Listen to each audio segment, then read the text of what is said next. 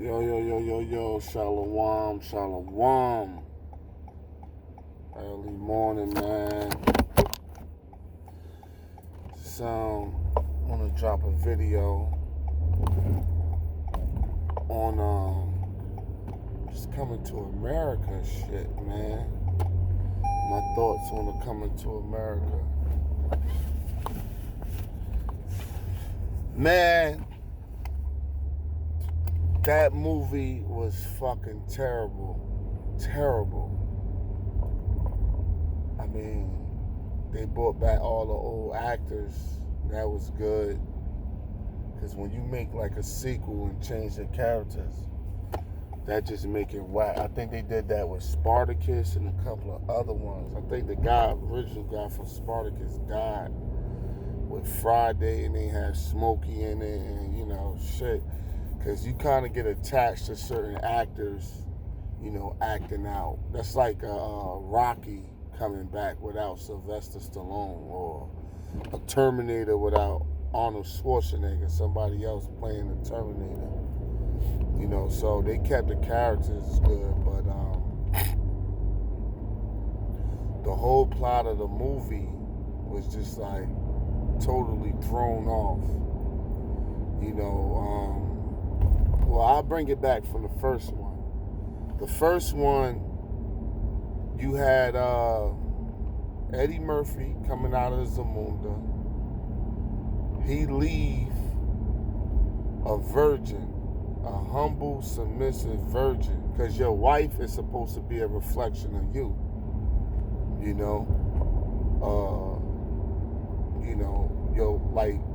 are the elect men is in the image of Yahweh Shai. Yahweh Shai is in the image of Yahweh. Image mean light or reflection of. So your wife is supposed to be a reflection of you. If a woman is not a reflection of you, you brothers do what you want. But I don't suggest you wifing her up, because you're going to have problems. Like the scripture says, you're going to have trouble in the flesh. So she's supposed to be a mirror image of you. So, and if you love yourself and she's a mirror image of you, you will automatically love her. And she raising your children, you will automatically love your children. But if she's reflection of you, if she's a deflection of you, and she's a reflection of this world, and you hate this world, you're not going to have that love for her. You're going to have problems. But anyway, a little advice on the side. So he leaves this perfectly set woman, long fucking hair, long beautiful hair, young, virgin, hasn't been touched by a man,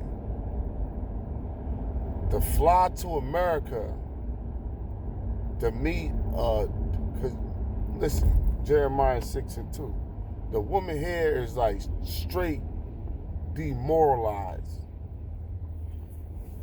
They don't have no morals. They don't have no, they just gone. They loose. 98% of them. Or I would say a very high percentage of them. Tattoos, been ran through more times than the Holland Tunnel. And they just loose, man. All types of DNA milkshakes on them, and so on. Now, he came to America to meet a woman like that. And where he go? He go to Queens. Now, all these women corrupt. See, the Hasidity chick, she turned out loose, tattoos, multiple men, or some of them might not have that. The ghetto chicks, they smoke cigarettes, they smoke weed, they drink, bad attitude, 150 pounds overweight, 100 pounds overweight, and you just name it. So he goes in an environment, he goes to look for clean fish and dirty water. Well, he just had a clean fish presented to him, right? So he leaves Zamunda, goes to America, Now, he commits adultery because the bitch Lisa McDowell, she was fucking Daryl. Daryl was the Soul Glow nigga. Hey, it's funny. I got my Soul Glow shirt right here. Let me show y'all my... I just happen to have my Soul Glow shirt. You know, it's kind of dirty because I done spilled some shit on it. See? Soul Glow. Oh, so silky smooth. Just let it shine through. Just let your soul glow. That's my shit.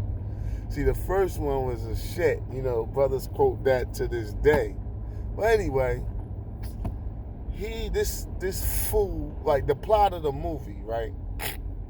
So he go get Lisa McDowell. Lisa McDowell was fucking Daryl for God knows how long, and no telling how many other women she had. You know? And Lisa McDowell probably was like in her late 20s.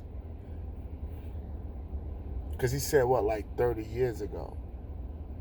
You know? So that virgin he had probably was like in her early teens. Because if you know about arranged marriages, they marry young. The Lord said, hey, let the younger woman marry and bear children. So Lisa McDowell, this bitch done got ran through more times than a Holland Tunnel. You know, so he wipes her up. And come to find out through the second movie, while he was over there, he let this gorilla-looking bitch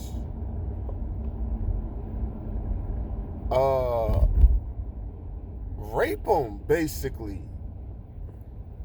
She blew like weed in his face, and he wound up and had sex with this gorilla-looking bitch and had an illegitimate son.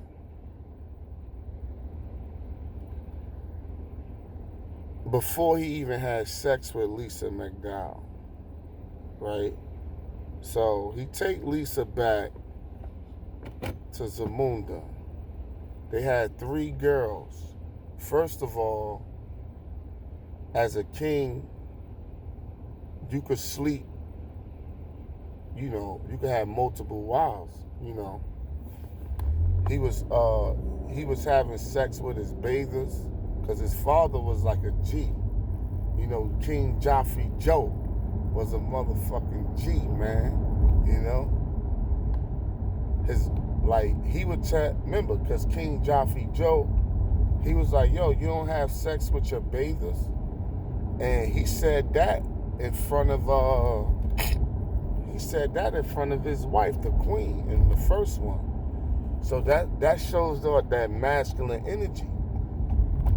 Now, Eddie Murphy, when he found out he had a son, he said what? He said, this gonna ruin my family. You know? He said, oh my God, this gonna ruin my family. How the fuck is gonna ruin your family and you a fucking king? This bitch is in your shit. You know what I'm saying? Like, and that just like, that's that feminism westernized shit. You know? Then they brought the McDowell shit over to Zamunda. Just like westernizing the country. Then his father knew he was weak. He said, you won't sit on the throne for about a month. He said, nah, maybe weeks before somebody come and kick your ass off and take over. You know?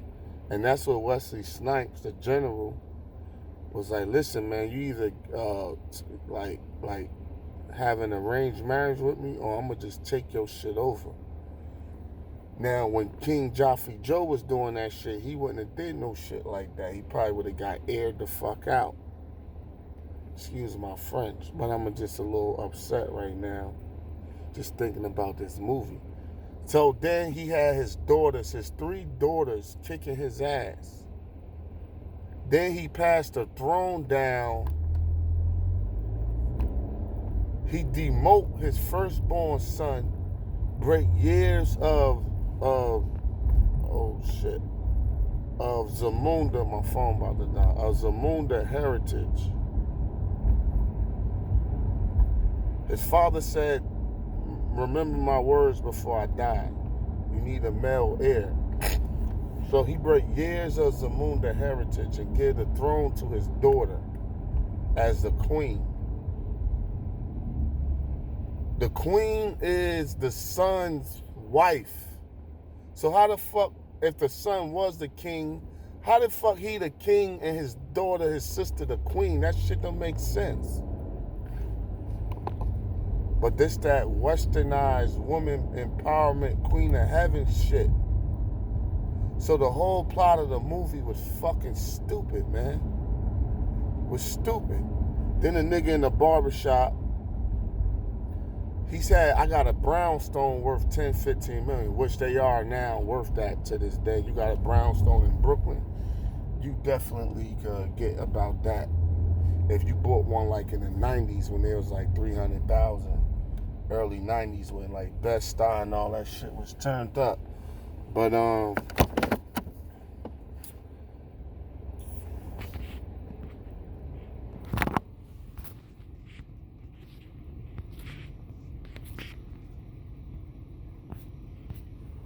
yeah, man, I'm gonna let it go right there because this shit on 3%. But yeah.